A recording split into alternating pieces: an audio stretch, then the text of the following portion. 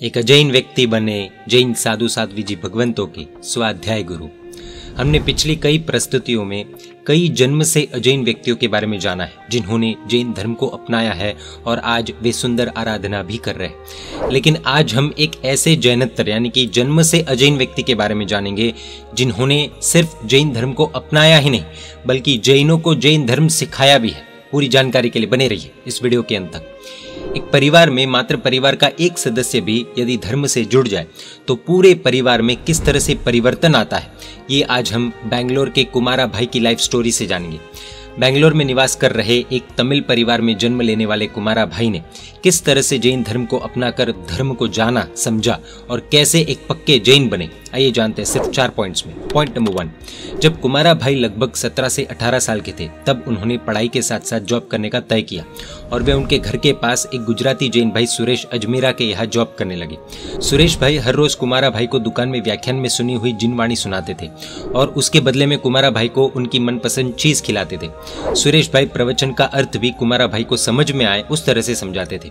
इस तरह हर रोज प्रभु के वचन सुनते सुनते कुमारा भाई ने जैन धर्म को जाना और उन्हें जैन धर्म में इंटरेस्ट आने लगा।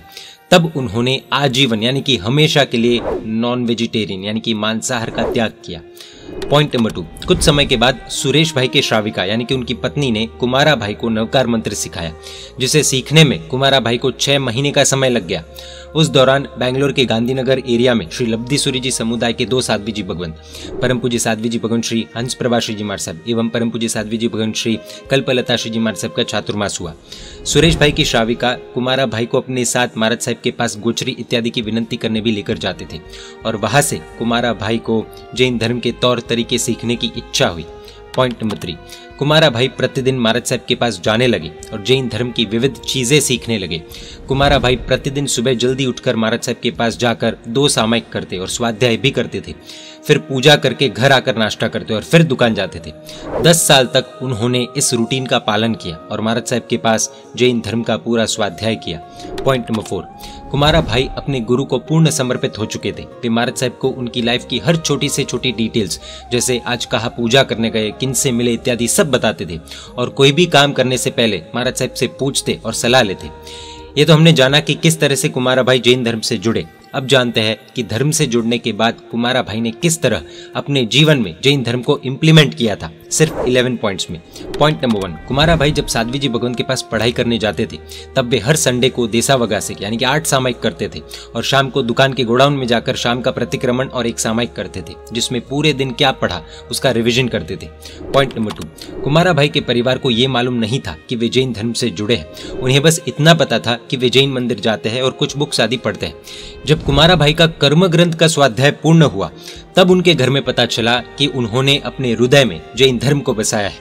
उसके बाद कुमारा भाई ने अपने घर में सभी को जैन धर्म समझाया और सभी ने मांसाहार का त्याग कर दिया। कुमारा भाई के माताजी और बहन ने भी जैन धर्म को अपनाया और कुछ ही समय के बाद उनके घर में कंदमूल भी आने बंद हो गए। पॉइंट नंबर 3, कुमारा भाई डेली कुछ नियमों का पालन करते हैं, आइए जानते हैं उनके बारे में। कुमारा भाई प्रतिदिन 4 से 5 सामायिक करते थे। जब तक कुमारा भाई जैन धर्म से अपरिचित थे तब तक वे किसी को भी 1 रुपए का भी दान नहीं देते थे, लेकिन सुरेश भाई ने उन्हें दान का महत्व समझाया और तब से उन्होंने ये नियम लिया कि वे डेली कुछ ना कुछ तो किसी ना किसी को दान में देंगे ही। कुमारा भाई डेली प्रभु पूजा करते थे और हर संडे वे बेंगलुरु के 5 मंदिरों में दर्शन सेवा पूजा करने जाते थे। कुमारा भाई का रोज का रात्रि भोजन त्याग का पक्का नियम था। आज के समय में देखने जाए तो कई जैनों को भी रात्रि भोजन त्याग बहुत मुश्किल लगता है। खैर, कुमारा भाई ने उनकी शादी होने से पहले लगभग 3 से 4 साल के लिए कंटिन्यूअस व्यासने किए थे।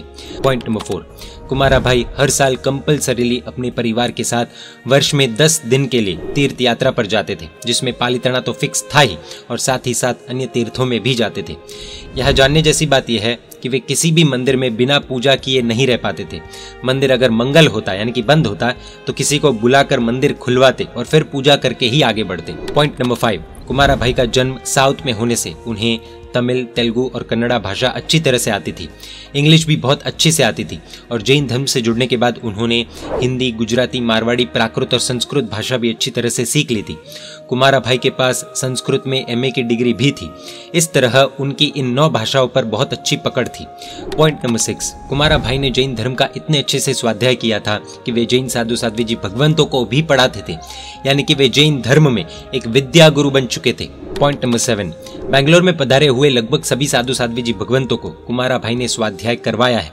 कुमारा भाई की गुरु भगवंतों को पढ़ाने में एक कंडीशन ये रहती थी कि वे जिन भी महाराज साहब को पढ़ाए वे दिन में कम से कम लगभग 1000 से 2000 गाथा का स्वाध्याय अवश्य करें।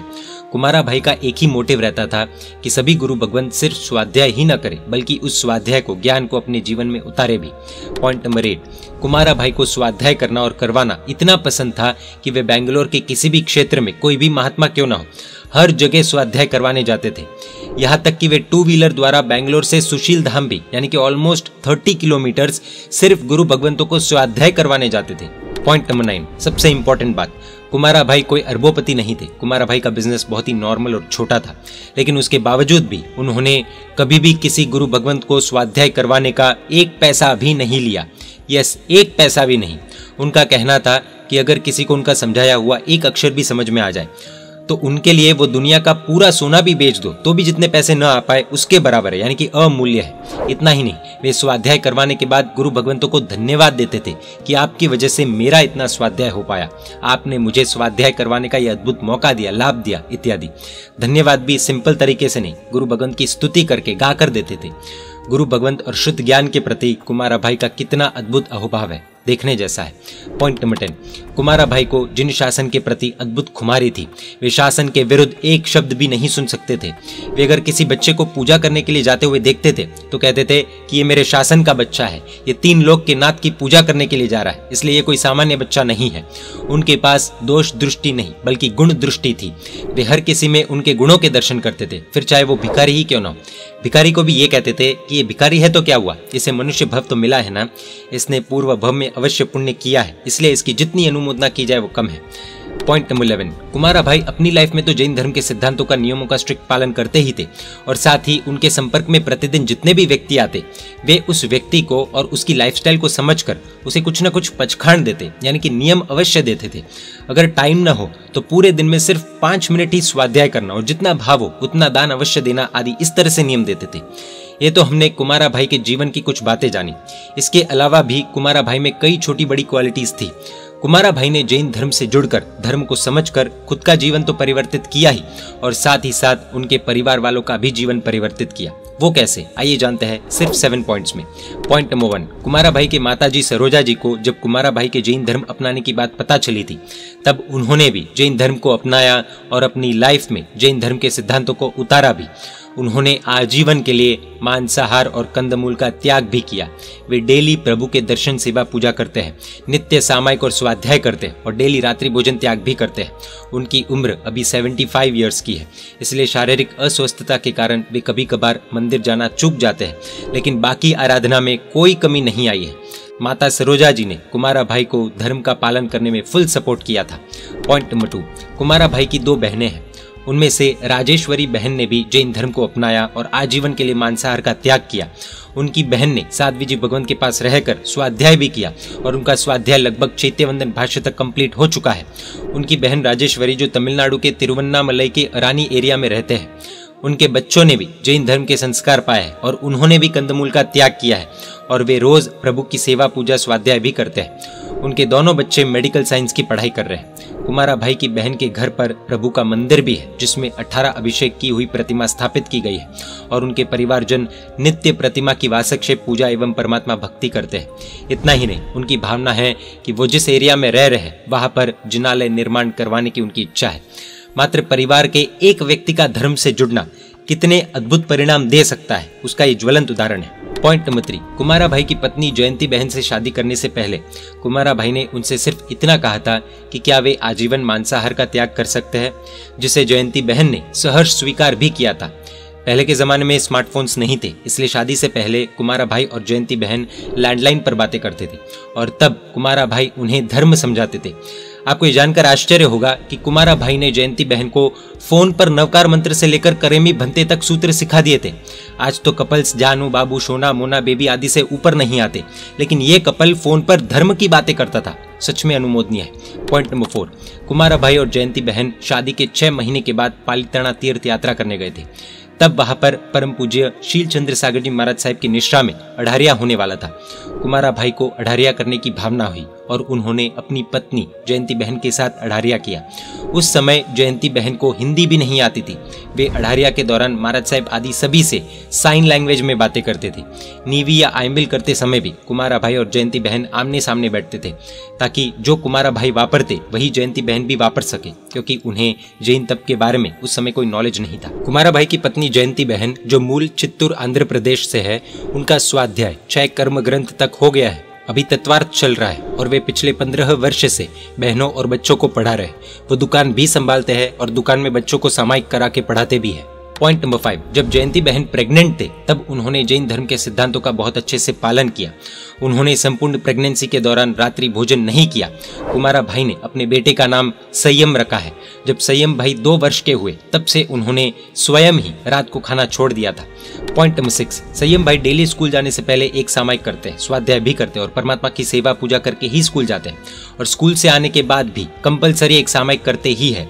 जिस दिन स्कूल की छुट्टी होती है उस दिन तो 4-4 सामायिक करते हैं। यहाँ पर जानने जैसी बात यह है कि 14 साल के संयम भाई ने यह नियम अपने पिता यानी कि कुमारा भाई की आज्ञा से लिया है कि जब तक वे सामायिक नहीं करेंगे तब तक स्कूल नहीं जाएंगे। यानी कि अगर सुबह में सामायिक नहीं तो स्कूल भी नहीं। सामायिक फर्स्ट प्रायोरिटी, स्कूल बाद में। कुमारा भाई ने इस तरह से अपने परिवार के अंदर जैन धर्म का बीजारोपण किया। संयम भाई ने 5 प्रतिक्रमण, 4 प्रकरण, 3 भाष्य एवं कर्म ग्रंथ तक स्वाध्याय पूर्ण कर लिया है और वे आगे भी करने के लिए उत्सुक है। पॉइंट नंबर 7, जयंती बहन के भाई भास्कर ने भी जैन धर्म को अपनाया है।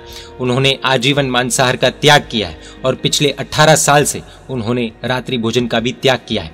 वे भी नित्य परमात्मा पूजा, स्वाध्याय, सामायिक आदि करते हैं। इस साल यानी कि 2023 में 18 जुलाई के दिन कुमारा भाई का हार्ट अटैक आने से निधन हुआ है। बहुत दुख की बात है कि वे आज हमारे बीच में नहीं है। कुमारा भाई जैन धर्म के ऐसे हीरे थे जो भले जन्म से जैन नहीं लेकिन कर्म से, आचरण से, भाव से पक्के जैन बने थे। कुमारा भाई की जिन शासन के प्रति खुमारी, हर जीव में गुणों की खोज, गुरु बहुमान, शुद्ध ज्ञान, प्रेम आदि की जितनी अनुमोदना की जाए उतनी कम है।